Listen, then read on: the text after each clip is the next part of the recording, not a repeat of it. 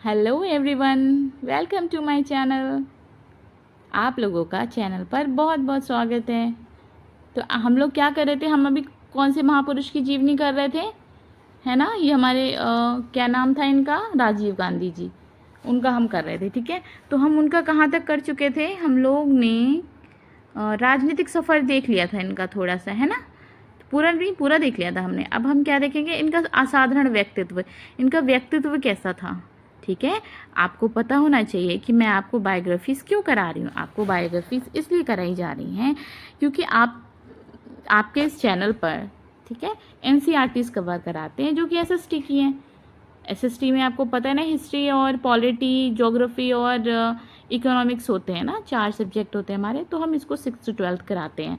ठीक है, तो पॉलिटी में और मॉडर्न हिस्ट्री में और बाकी अब एंशियंट हिस्ट्री में, मेडिवल हिस्ट्री में आप क्या देखोगे, बहुत सारे महापुरुषों के बारे में आप सुनोगे, है ना। जैसे कि चाणक्य के बारे में आप सुनोगे, उनका नाम सुनोगे। ठीक है, महात्मा गांधी जी सुनोगे, ओके, बाल गंगाधर तिलक सुनोगे हिस्ट्री में, और राजेंद्र प्रसाद जी। ठीक है, आप बहुत सारे लोगों के नाम सुनोगे। तो क्या है, आपको चैप्टर में सिर्फ उतना ही आपको पता चल पाएगा कि इन्होंने क्या क्या, जो भी थोड़ा बहुत उनका पता चलेगा, ज़्यादा नहीं पता चलेगा। तो हम एक पर्सनालिटी के तौर पे हम लेकर चल रहे हैं साइड में आपके क्या, बायोग्राफी साथ में, उनका जीवन परिचय, है ना, उनके जीवन के बारे में हम समझते चलेंगे। तो हम आराम से अपना चैप्टर को, आराम से हम हिस्ट्री और पॉलिटी के चैप्टर को समझ सकते हैं। ठीक है, तो अब हमने काफ़ी कुछ करा दिया है। हमने कई महापुरुषों की जीवनी करा दी है। अगर आपको देखनी है तो आप प्लेलिस्ट में जाके सारे महापुरुषों की जीवनी देख लेना। और मैं आगे अब स्टार्ट कर रही हूँ, आगे बढ़ाते चल रही हूँ। ठीक है, सॉरी सॉरी। तो क्या है ना, तो हम इसको आगे बढ़ाते हैं। ठीक है, तो आज हम राजीव गांधी जी की जीवनी देखते हैं। तो इनका असाधारण व्यक्तित्व देखते हैं हम। कोई व्यक्ति मानसिक रूप से कितना सुदृढ़ हो सकता है, इसकी मिसाल राजीव गांधी थे। पहले छोटे भाई की मृत्यु और 4 वर्षों बाद माँ की नृशंस हत्या। ठीक है, इनकी माँ वो थी ना, इंदिरा गांधी जी, उनकी मृत्यु हो गई और उनके छोटे भाई की मृत्यु हो गई। अब इसके बाद भी उनके कदम डगमगाए नहीं और डगमगाए नहीं और शक्ति के साथ भारत निर्माण की मंजिल की ओर बढ़ते गए हमारे राजीव गांधी जी। इंदिरा गांधी की मृत्यु के बाद लोकसभा में कांग्रेस का पूर्ण बहुमत था।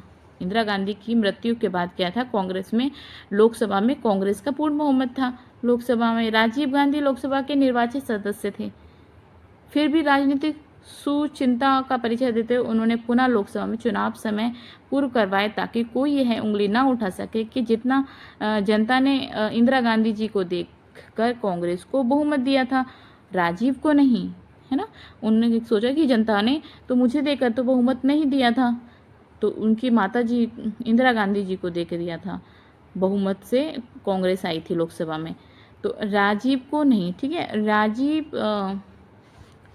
गांधी के नेतृत्व में भारत के लोकतंत्र में इतिहास में 542 में से 411 सीटें जीतकर एक नया रिकॉर्ड बनाया। ठीक है, इतनी सीटें थी और इतनी कांग्रेस को मिली। राजीव गांधी के गद्दी संभालने के समय उन्हें आतंकवाद से जलता सुलझता भारत मिला। उनको, राजीव गांधी को जब वो गद्दी संभालने के लिए आए तो क्या था, उनको एक जलता सुलगता, मतलब आतंकवादी से भरी घटनाओं से संघर्ष कर रहे थे हमारी जनता, तो वैसा भारत मिला उनको। ठीक है, तो इसमें यही लिखा है ना, आतंकवाद से जलता झुलसता भारत मिला। उत्तरी भाग में पंजाब, तो उत्तर पूर्व में असम जैसे राज्य के आम नगरीय आतंकवादियों और आतंकी घटनाओं से संघर्ष कर रहे थे, और यह राजीव गांधी के लिए बहुत बड़ी पीड़ा का कारण था। उन्होंने पंजाब में आतंकवाद के हल करने की दिशा में अग्रसर होते हुए संत हरचरण सिंह और लोगोवॉल से आग्रह किया कि ऐसा कुछ सार्थक किया जाए कि जिसके परिणाम स्वरूप पंजाब की जनता को आतंकी आग से बचाया जा सके, और इसकी परिणति के रूप में राजीव लोकोवॉल समझौता सामने आया, जिसका त्वरित प्रभाव यह रहा कि पंजाब के लोगों ने पहली बार मानसिक रूप से यह स्वीकार कर लिया, क्या स्वीकार कर लिया, कि पंजाब में आतंकवाद खत्म हो सकता है और पंजाब के युवा पुनः देश के मुख्य धारा में सम्मिलित हो सकते हैं। यद्यपि संत लोगोपाल के निधन से समझौते के परिणाम समाप्त होने में समय जरूर लगा, पर इस पर मानसिक दृढ़ता के बल पर ही पंजाब के लोगों ने धीरे धीरे आतंकवाद पर विजय प्राप्त करी और आज पंजाब में सब कुछ सामान्य है। ओके, अब प्रधानमंत्री के रूप में उन्होंने क्या क्या करा, क्या देखा उन्होंने। 21 अक्टूबर 1984 को प्रधानमंत्री इंदिरा गांधी की हत्या के बाद की डवाडोल होती राजनीतिक परिस्थितियों को संभालने के लिए उन्हें प्रधानमंत्री बनाया गया है ना। जब उनकी माताजी की मृत्यु हो गई थी इंदिरा गांधी जी की, तो क्या हो गया था, उसके बाद पूरी जो राजनीतिक स्थिति थी ना वो डवाडोल हो गई थी, यानी कि राजनीतिक परिस्थितियाँ बदलने लगी थी, है ना, और चेंजमेंट आने लगे थे, तो जनता परेशान होने लगी थी। तो और ना हो जाए उसको संभालने के लिए उन्हें प्रधानमंत्री बना दिया गया। उस समय कई लोगों ने उन्हें नौसिखिया भी कहा, लेकिन जिस तरह से उन्होंने ये जिम्मेदारी संभाली उससे सभी अचंभित रह गए। राजीव को सौम्य व्यक्ति का माना जाता था, राजीव को सौम्य व्यक्तित्व माना जाता था। उनका बहुत ही सौम्य स्वभाव था, जो पार्टी के अन्य नेताओं से विचार विमर्श करते थे और जल्दबाजी में निर्णय नहीं लेते थे। जब उनकी मां की मृत्यु हुई तो राजीव को उसी दिन प्रधानमंत्री पद की शपथ दिलाई गई। और देखिए ना, ये होता है ना पॉलिटिक्स में, आप लोग देखते हो कि उनकी माताजी की मृत्यु हुई और उसी दिन प्रधानमंत्री की शपथ दिलाई गई थी उनको, है ना। तो मतलब कितने मतलब वैसा है ना, मतलब उनकी माताजी की मृत्यु हुई और उन्हें शपथ दिलाई जा रही है, तो उनको कैसा फील हो रहा होगा, है ना। एज ए ह्यूमन हम लोग भी समझ सकते हैं। और उन्हें कुछ दिन बाद कांग्रेस पार्टी का नेता चुन लिया गया। उनका शासनकाल कई आरोपों से भी घिरा रहा, जिसमें वो फोर्स घोटाला सबसे गंभीर था। उनका शासनकाल कई आरोपों से भी घिरा था। अब आप देखते हो ना, पॉलिटिशियंस जो होते हैं सबका ही जो शासनकाल होता है आरोपों से घिरा ही होता है मोस्टली, है ना। तो इनका भी घिरा हुआ था। इसके अलावा उन पर कोई ऐसा दाग नहीं था जिसकी वजह से उनकी निंदा हो। पाक दामन होने की वजह से, उनका दामन पाक होने की वजह से लोगों के बीच राजीव गांधी की अच्छी पकड़ थी। श्रीलंका में चल रहे लिट्टे और सिंघलियों के बीच युद्ध को शांत करने के लिए राजीव गांधी ने भारतीय सेना को श्रीलंका में तैनात कर दिया। उन्होंने भारतीय सेना को क्या किया, श्रीलंका में तैनात कर, जिसका प्रतिकार लिट्टे ने तमिलनाडु में चुनावी प्रचार के दौरान राजीव गांधी पर आत्मघाती हमला करवा लिया।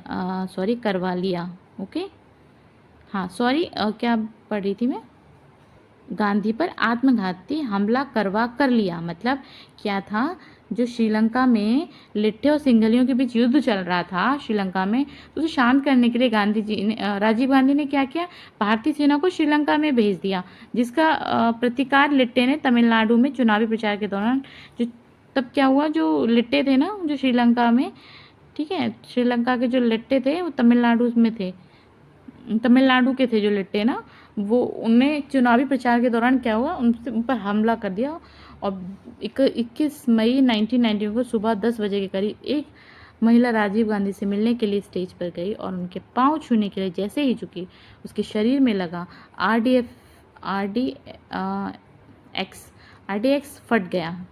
इस हमले में राजीव गांधी की मौत हो गई। देश में राजीव गांधी की मौत के बाद बहुत बड़ा रोष देखने को मिला। राजीव राजनीतिक सफर और पद दिनांक वर्ष 1981 लोकसभा 7वीं के लिए निर्वाचित, 1984 लोकसभा 8वीं के लिए पुनः निर्वाचित, 19 अक्टूबर 1984 से दिसंबर 1984 तक प्रधानमंत्री। अन्य सभी मंत्रालय विभाग जो अन्य किसी मंत्री को आवंटित किए गए।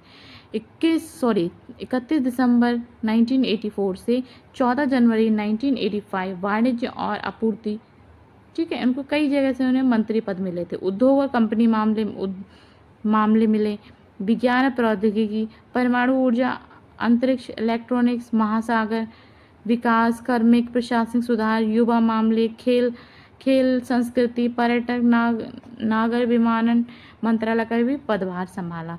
31 दिसंबर 1984 से 20 अक्टूबर 1986 पर्यावरण एवं वन मंत्रालय के भी प्रभारी रहे वो, ठीक है। 25 दिसंबर 1985 से 24 जनवरी 1987 रक्षा मंत्रालय के भी प्रभारी।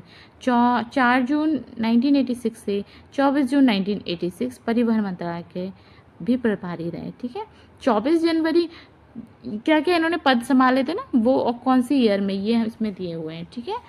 देखिए इसमें क्या था, 1987 से 25 जुलाई 1987 वित्त मंत्रालय के प्रभावी रहे। 4 जनवरी 1987 से 25 जुलाई 1987 कार्यान्वयन मंत्रालय के प्रभावी रहे। 15 जुलाई 1987 से 28 जुलाई 1987 पर्यटन मंत्रालय के भी प्रभावी रहे। तो काफ़ी इन्होंने विभाग संभाले थे। ठीक है, तो आपको इतना समझने की भी ज़रूरत नहीं है, क्योंकि ये एक बायोग्राफी है जो कि आपको सिर्फ समझनी है, ना कि आपको कहीं लिखनी है। ठीक है, 25 जुलाई 1987 से 26 जुलाई 1988 विदेश मंत्रालय का भी कार्यभार संभाला। 22 अगस्त 1987 से 10 नवंबर 1987 जल संसाधन मंत्रालय का कार्यभार भी संभाला। मई 1989 से जुलाई 1989 संचार मंत्रालय का भी कार्यभार संभाला।